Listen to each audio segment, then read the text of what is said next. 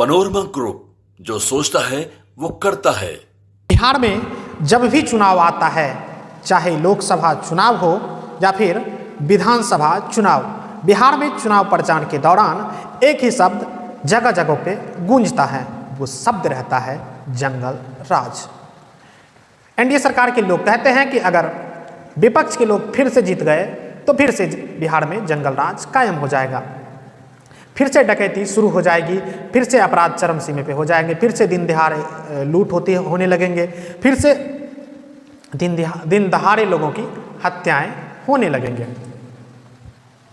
तो आखिर क्या कमी थी लालू जी की सरकार में जिसे लोग आज भी जंगल राज के नाम से जाने जाते हैं? जो तो बात करें 1990 से पहले आज़ादी तक में कई सरकार बनी, उसमें कांग्रेस की सरकार अधिक मात्रा में रही।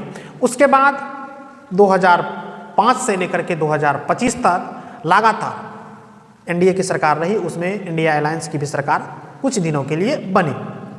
तो इन सारी चीज़ों में, इन सारी शासनकाल में क्या आपराधिक घटनाएं नहीं हुए? क्या अपहरण नहीं हुआ? क्या लूट नहीं हुए? क्या बलात्कार नहीं हुए? या फिर सिर्फ व सिर्फ लालू प्रसाद यादव जी के राज में ही ये सारी घटनाएं पनपी, उभरी और सामने आई? आइए इस वीडियो में हम आपको विस्तार से बताते हैं। नमस्कार, मेरा नाम कृष्णा है और आप देख रहे हैं बोलता भारत। आज़ादी के एक साल बाद सन 1948 में बिहार के गोपालगंज जिले में मर्चिया देवी के गर्भ से एक लाल पैदा होता है, जो आगे चलकर सन 77 में छपरा लोकसभा सीट से मेंबर ऑफ पार्लियामेंट बनकर लोकसभा सदन तक पहुंचते हैं। बाद में बिहार में नेता प्रतिपक्ष भी बनते हैं और समय आता है 10 मार्च 1990। बिहार के रामलीला मैदान में एक आवाज़ गूंजती है, मैं लालू प्रसाद यादव, और आगे सीएम की कुर्सी पर बैठते हैं। सीएम का पद संभालने के बाद जिस समय लालू प्रसाद यादव जी पहली बार सीएम बने थे, उस समय बिहार में जातीय भेदभाव चरम सीमा पर था। सन 1990 ही मंडल कमीशन लागू किया गया। मंडल कमीशन में पिछड़े वर्ग के लोगों को 27% आरक्षण देने की बात कही गई। उस समय मंडल कमीशन का विरोध तमाम स्वर्ण समाज के लोगों के द्वारा किया गया और भी बड़े बड़े उनका विरोध प्रदर्शन में भाजपा के बड़े बड़े नेतृत्व भी शामिल रहे। साथ ही साथ समय बदलता गया। बिहार में भेदभाव, जात की भेदभाव चरम सीमा पे हर हमेशा रहती थी। लालू प्रसाद यादव ने भेदभाव मिटाने के लिए बहुत कड़ी लड़ाई लड़ी। उस समय के शासनकाल में स्वर्ण समाज के लोगों के समक्ष, स्वर्ण समाज के बच्चों के समक्ष हमारे पिता तुल्य अभिभावक भी चप्पल पहनकर नहीं जाते थे। उसके समक्ष कुर्सी पे बैठने का अधिकार नहीं था। उसके समक्ष ऊंची आवाज़ में बात करने का अधिकार भी नहीं था। उनके इशारों पे, उनके बातों पे चलने का अधिकार था। अगर उनका बात काट करके अगर उनका विरोध करते थे तो फिर वही होता था जो वो लोग चाहते थे। इन तमाम चीज़ों से लड़ने के बावजूद बिहार में जात की हिंसा कम नहीं होती थी। जातीय हिंसा को लेकर के बिहार में कई बड़े नरसंहार हुए। कई बड़े नरसंहार में न जाने कितने दलित, पिछड़े एवं कितने अग्री जातियों का भी हत्या हुआ था। अग्री जाति की जब हत्या होती थी तो उसका जिम्मेदार पिछड़ी समाज के लोग होते थे, दलित समाज के लोग होते थे, और जब पिछड़ी जाति के लोगों की हत्या होती थी तो उसका जिम्मेदार अग्री जाति के लोग होते थे। और तमाम चीज़ों को देखते हुए जब बिहार का पुराना चैप्टर उठाया जाता है तो बिहार के लालू राज में शिल्पी गौतम हत्याकांड, चंपा विश्वास जैसे हत्याकांड और न जाने कितने बड़े बड़े आपराधिक मामले आए। आगे चलकर इसी बातों को देखकर बिहार के इस लालू राज को लोगों के द्वारा जंगल राज कहा गया।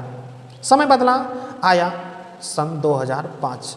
बिहार की सीएम पद की कुर्सी बदला। इस कुर्सी पे इस बार बैठने वाले लालू प्रसाद यादव जी के करीबी नेता, करीबी साथी नीतीश कुमार जी थे। नीतीश कुमार जी 2005 से 2010 तक में बिहार में कई बड़े विकास के कार्य किए। गांव तक सड़क पहुंचाई, बिजली पहुंचाई और न जाने तमाम के बड़े काम किए। इसके अलावा अगले शासनकाल से जंगल राज का भय दिखाकर लगातार आज तक सत्ता में बने रहे। इतनी चीज होने के बावजूद क्या 2005 से 2025 तक बिहार में अपराध कम हुआ? क्या बिहार में अपहरण बंद हुआ?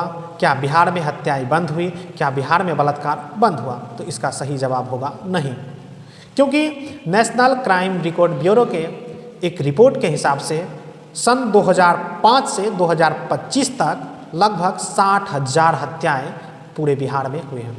अगर हम बात करें प्रत्येक दिन औसतन, तो लगभग 8 से 9 हत्याएं पूरे बिहार में प्रत्येक दिन औसतन हुए हैं। लगभग 25,000 बलात्कार इस 20 साल के शासनकाल में हुए।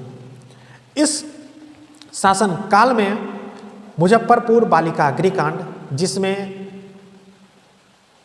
लगभग 30 से अधिक बच्चियों का यौन शोषण कई वर्षों से होता आ रहा था। पूर्णिया के टेटगांवा गांव में एक ही परिवार के 5 लोगों को जिंदा जलाकर हत्या कर दिया गया था। पूर्णिया और आरा जैसे शहरों में तनिष्क शोरूम से करोड़ों के जेवरात लूटे गए थे। पटना के पारस अस्पताल में दिन दहाड़े घुसकर 5 शूटरों ने एक इलाजरत अपराधी की हत्या कर दी थी। पटना के सड़कों पे दिन दहाड़े गोलियां चलाई जाती थी। कई सीएसपी संचालक की हत्याएं दिन दहाड़े पैसों की छिनतई के कारण भी हुआ। न जाने बिहार में इस तरह की कितनी आपराधिक घटनाएं दिन प्रतिदिन होती आ रही है। कल मोकामा में आदर्श आचार संहिता लागू होने के बाद भी चुनाव प्रचार के दौरान दुलारचंद यादव की हत्या कर दी गई। तो फिर ये नीतीश जी का शासनकाल था। वो जो हम पहले बताए वो लालू जी का शासनकाल था। उससे पहले भी बिहार में कई बड़े नरसंहार हुए जो लालू जी के शासनकाल से पहले हुए, जिसमें भागलपुर दंगा, भागलपुर अखबारवा कांड और न जाने कितने बड़े आपराधिक स्थिति बिहार में होती आ रही थी। तो फिर आखिरकार बिहार में इकलौता सिर्फ लालू प्रसाद यादव ही जंगल राज के पुरोधा क्यों? क्या नीतीश जी के इस शासनकाल को आप मंगल राज कहेंगे? क्या सिर्फ व सिर्फ लालू जी के राज को जंगल राज कहा जाएगा? क्या फिर लालू जी के राज से पहले वाले राज को आप मंगल राज कहते हैं? कमेंट में ज़रूर बताइएगा। फिर मिलेंगे दूसरे वीडियो में दूसरी जानकारी के साथ। तब तक के लिए बाय बाय, जय हिंद।